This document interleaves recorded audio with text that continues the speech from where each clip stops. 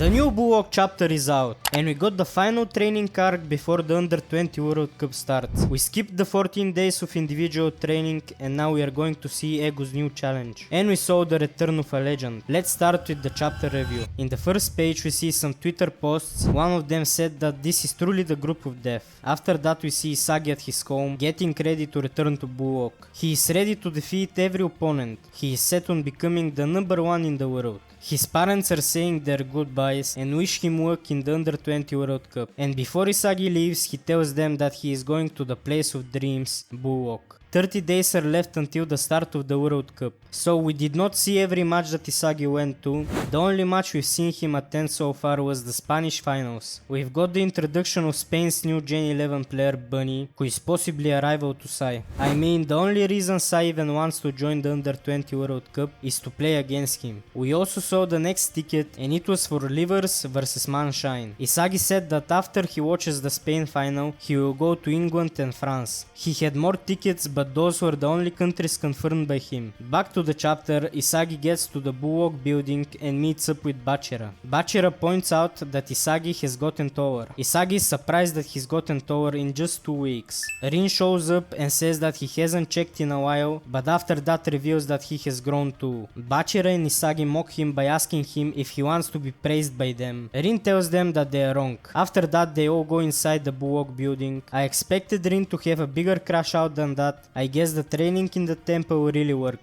They enter the main hall and we see Kunigami, Reo, Chigiri and the others. We see Karasu's reaction. Hiyori and Aiku greet them too, while Obaru says nothing. Egu tells them they did well during the 14 days special training. They are no longer the same as they were 14 days ago. Each one of them has obtained a new weapon. Those new combinations will be crucial to securing their victory. They should throw away their bonds. They should not focus on how they got here, and the mentality of doing this for the sake of Buwok should all be discarded. We see some flashbacks from the first selection and some other arcs. On the next page we see Ego saying that he will use them all to make sure his dreams come true, and he tells them to use him for their own dreams too. Each player in Buwok is carrying the hopes of Japanese soccer, but that should not bother them. They shouldn't make this moment the peak of their life. They can't cling to the memories they made here. They need to surpass all their egos and evolve. It's time to start the training. The first game will be against the Kings of Africa, Nigeria. The second one will be against the number 1 ranked team, France. And the third will be against the birthplace of football, England.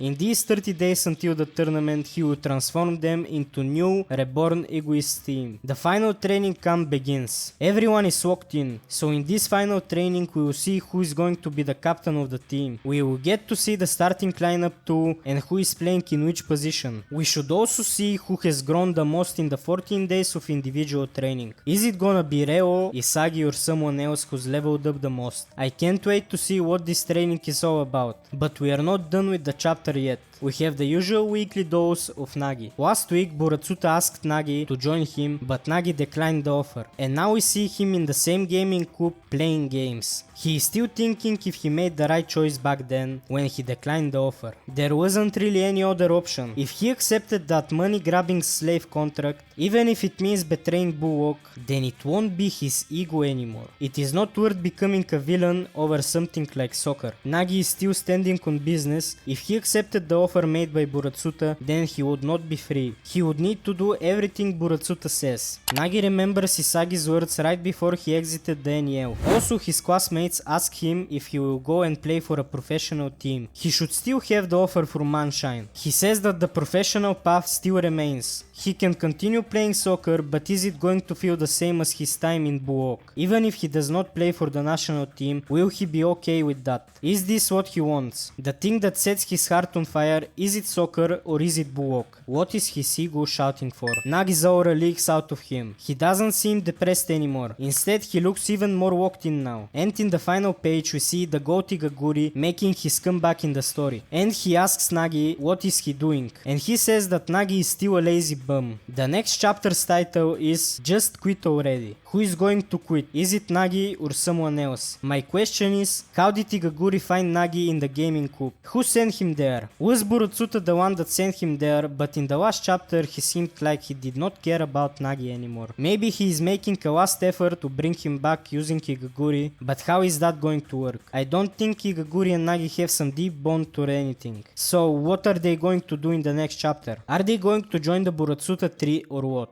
Or is he going to hype up Nagi to go and play for Manshine? While everyone is playing in the Under 20 World Cup, he will be training in Manshine. Nagi will be getting ready for his eventual return to Buwok after the World Cup. There is still a small chance of Nagi joining the Burutsuta tree. Maybe the contract will be changed just for him. We saw that Sai's contract was completely different from the one Nagi was offered. Nagi is really popular and brings in a lot of views, so there is still a chance of him joining the tournament. Maybe next week we will get the review of Nagi's future, and with the 30 days training starting, we will see the new evolved egoists. There is a really high chance of us seeing an 11 vs 11 match between the Buwok players. This would be the perfect way for us to see the results of their 14 days of training.